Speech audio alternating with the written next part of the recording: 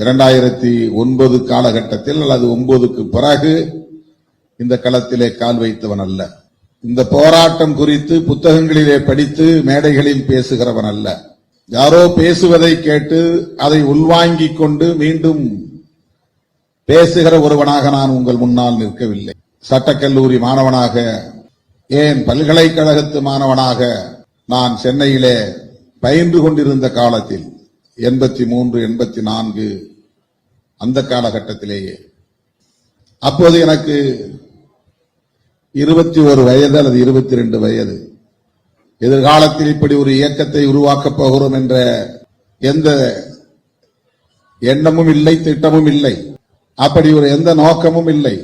மொழி சார்ந்த உணர்வும் இனம் சார்ந்த உணர்வும் அன்றைக்கு கல்லூரி மாணவர்களிடையே பற்றி பரவியிருந்த என்னையும் அது பற்றி கொண்டது, தொற்றிக் கொண்டது.